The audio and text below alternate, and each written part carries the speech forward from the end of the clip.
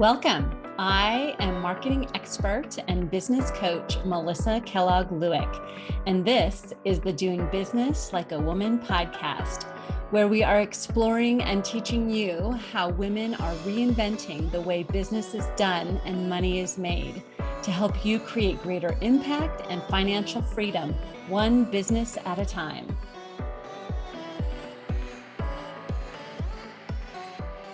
Good morning. It's a frosty morning, 19 degrees. Ginger and I are on our walk. The beautiful, beautiful sunrise. So much color in the sky, the blue and the pinks and the grays and oranges and yellows. Lots of wispy high clouds, which can sometimes mean we have a storm coming, but who knows. So I wanted to start this recording because here it comes out of my mouth. I'm going to write a book. I have felt the call, the pull. I don't know, I have in my notes somewhere, but probably about a year ago, I knew I was being called to write a book. And maybe it was last night it hit me.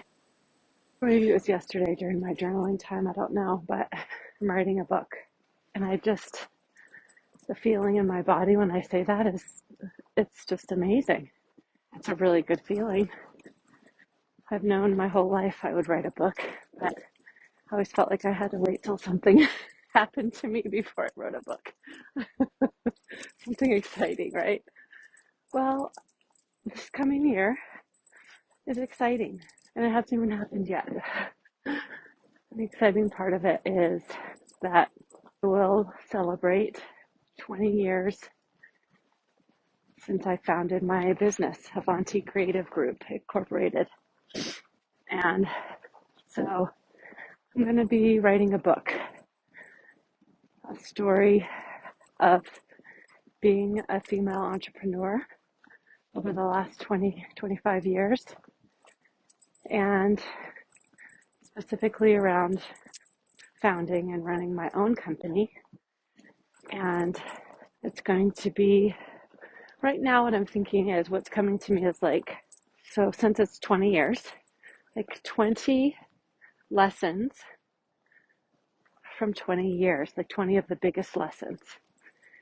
And I want to share that because I want to inspire and inform, educate all of the female entrepreneurs that are coming up after me, right? That have founded businesses in the last 20 years that we can, what's the word? It's not coming to me. Commiserate. That's the word. We can commiserate, and I can also inspire and just share my story so that it normalizes the entrepreneurial journey, because I think my entrepreneurial journey is much more like yours and what you might be experiencing, much more like yours than maybe a lot of the other books and stories that come out. The I got rich quick, I hit it big type of books. Because I haven't hit it big. I've had a very slow growth trajectory over the 20 years of my business. And I am not ashamed of that. I am so very proud of the measured growth I've experienced over 20 years. And I think it's a very typical type trajectory. I mean, there have been some really amazing things that have happened, and of course I will share all the spicy details and all the exciting things. But also, I think we don't often hear the stories of regular resilience. I mean, we know from statistics, I'll have to look up the latest numbers Oh my gosh, the mountains are so beautiful. They're like pink right now, glowing pink with the white snow. With the sunrise is making them turn pink with blue. It's really beautiful. And the wispy clouds overhead. But we know, I'll have to update the statistics, but the last numbers I know is that the average small business in America has revenue of, a small business with one, I think it's like one to, I don't know, one or two people, like a micro business, right? Has an average revenue of $44,000 a year. And I'll definitely update these. But when I looked that up just a few years ago, that's what it was. And so I know in the early years of my business, I was right around over that mark. So I was a typical entrepreneur, small business owner here in America. And so I want to share that story because I know for myself, I can speak for myself, what I thought about in the early years of my business was always looking for that big thing, right? That big hit of the one thing I'm going to get discovered and all the money will come flowing in. But that's not how growth happens. And maybe that's the first lesson as we're talking, that the first lesson is that real growth happens day after day, decision after decision, step by step, one foot in front of the other.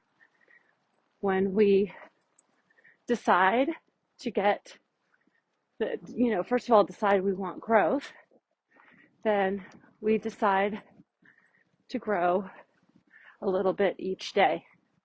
And one of my mentors, she says she runs her business. This is my mentor, Sandra Yancey, the CEO and founder of eWomen Network. She says she runs her business on every day, three things. And it's number one is making the cash register ring or bringing in revenue. Number two is moving the business forward. And number three is meeting a looming deadline or serving a client, right? So if you think about that and you think about getting 1% better or, 1% better each day, that's really how $1 million business or a highly successful, sustainable business is built. And I haven't made it even yet 20 years later to making $1 million a year in my business, but that's a goal of mine and I'm still working on it. It was not my goal when I started 20 years ago, that's for sure. When I started my business 20 years ago, the goal was to make enough money where I could live and pay rent and, meet my basic needs and live in the mountains with my then boyfriend, who's now my husband of, 16 years or something. Yeah, we're closing in on our 20th anniversary. But that was my goal then, and not have to work in the resort industry. And I wanted to be doing similar work I was doing before I moved up there to be with him. And so that's why I started my business, is because we had been dating for about a year and a half, and we really liked each other. We saw a future together. And so we wanted to be closer together and to live. Wow, look at the sunrise, is so beautiful now. I'll have to take a picture of this too. So we wanted to be close together. And wait, Ginger, hold on. And so I took a beautiful picture. I'll share that. And I was living in Boulder, Colorado at the time. And he had just, a couple of years before had just moved to the mountains and to take a job there. And so he was working a corporate job there.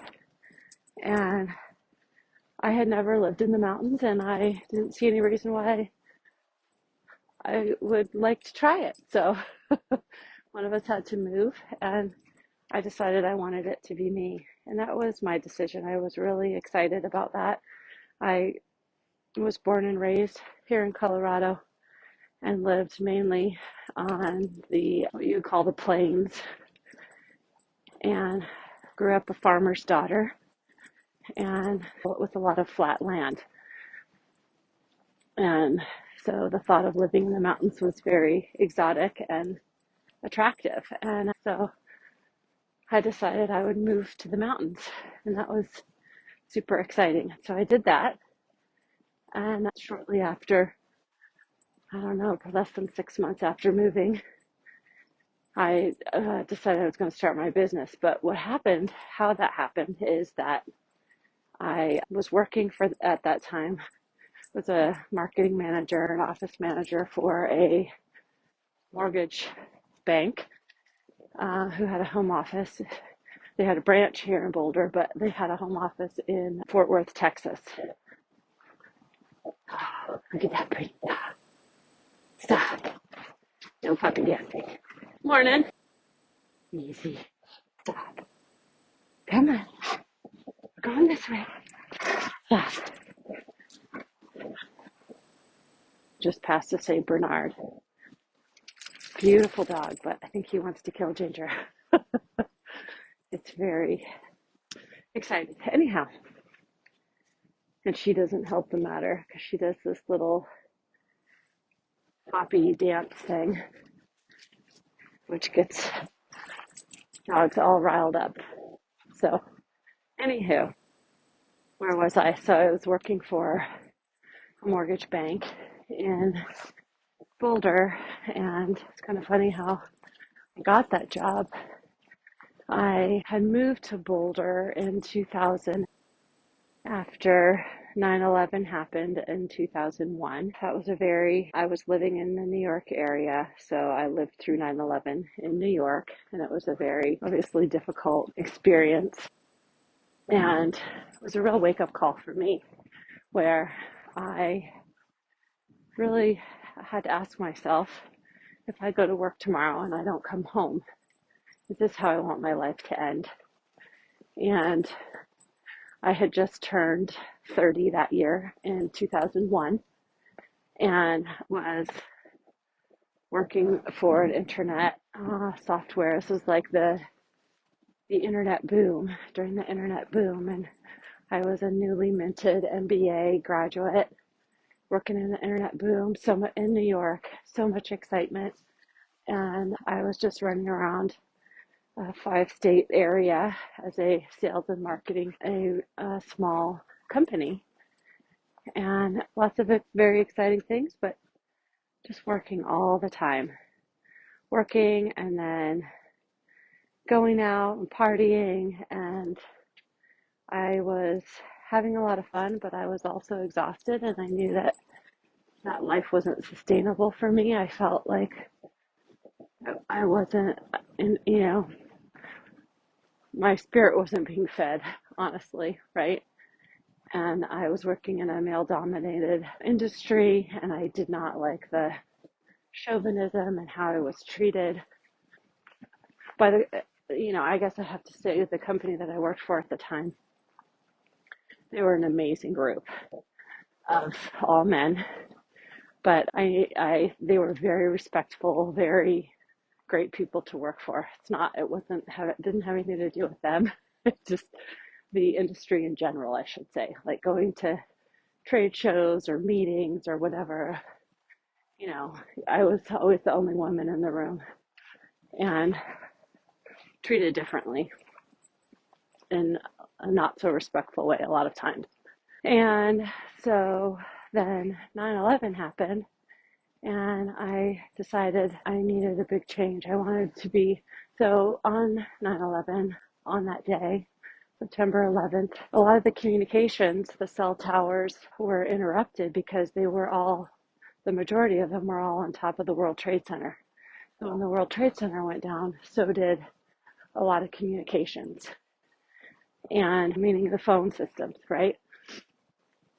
Phone systems were jammed up. And I couldn't get word to my family. They couldn't get through to me that I was alive.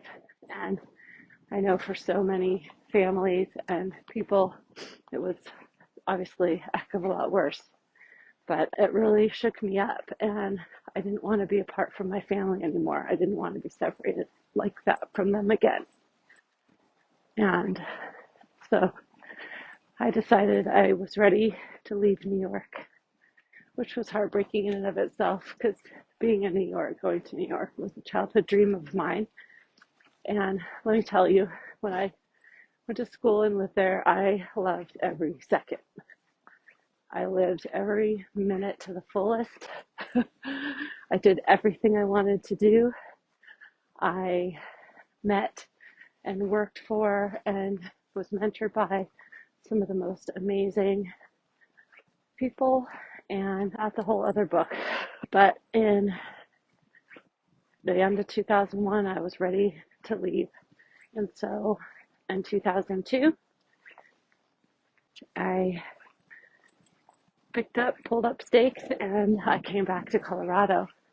And I moved in to a townhouse in downtown Boulder with a girlfriend of mine from New York. She had also left New York after 9/11, but she was a total transplant. She was originally from Connecticut and had always wanted to live in Colorado. So she needed a roommate, and we knew each other, and so it was nice to have that connection, that friendship. And I moved in with her and went to about looking for work. And I have, done lots and lots of types of jobs. I'm very resourceful. So the first thing I did is I signed up with the temp agency because I had a lot of, office support, administrative experience, which is always, no matter where you go, you can find a job doing that. So I signed up with a temp agency and started getting some office work. And so one of the places I was placed was this mortgage company. And everywhere I went, and most of the assignments I got, it didn't last very long because I always wanted to hire me on full time. And I would be like, no, I don't want to do that. And because I was freelancing and doing some other things. And so I started work for this mortgage company. Oh, there's our big friends. Oh, these dogs are so beautiful. It's a golden retriever and Saint Bernard. Sorry. Aren't they so pretty? How are ya? Good. Merry Christmas. My daughter's in love with your dog. She sees them every day after school. Say hi. You too. Take care. So I got placed at this mortgage company, and I really like them. I like the people. The owner, who was my boss, is an amazing man, very entrepreneurial himself, owned quite a few businesses. And I liked working there. And then this was in March of, I don't know, whatever year. I remember it so distinctly because it was right around my birthday. My birthday is March 19th. And it was like March 17th or something. We got this enormous, enormous snowstorm. And I lived in downtown Boulder. So we walked and rode our bikes everywhere. So big snowstorm, no big deal because we were walking and riding bikes, right? So we're probably walking. And so everything was shut down. Morning. And then everything was shut down. And like the next day, they needed someone to come in. And no one else could come in. And I was like, I can come in. Because their office wasn't far from where I lived. And people still weren't able to get around. And I was like, I can come in. And so I came in, and it was like, I think it was from that time on, then I started working there regularly and got on staff. And I started it out. This was always the thing that happened too. I kind of had mission creep where I'd start out as like the secretary, and then they'd want to promote me, right? And so a similar thing happened here. I started out doing administrative work. And then when they found out I also had an MBA in marketing, they're like, oh, we could do our marketing too. It's like, okay. So we're home now. So I'll wrap up this chapter. But I started there, and they had, I can't remember how many, I don't know, we probably had 5, 6 loan officers and the owner and processor, some other folks in there. So a nice size staff. It was a really great working environment. And my boss was an amazing man. I learned a lot from him. And he taught me a lot about successfully marketing in that industry. And so he would teach me and I would do the things. And we were very successful at that. And yeah, so I think that's the end of that chapter. And we'll have another one coming up.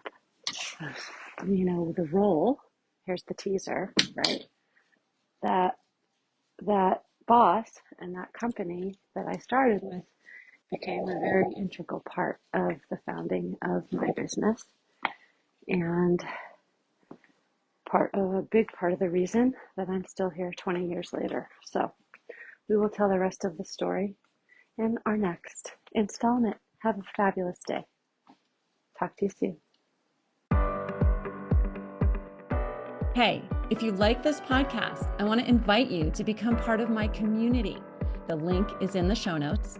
I'm going to deliver to your inbox my weekly celebration, as well as my thoughts on the latest in business and marketing. I want to keep you in the know about my upcoming events, free trainings, book clubs, all the fun things, even some free gifts. And of course, I'm going to let you know about these new podcast episodes. I'll see you there.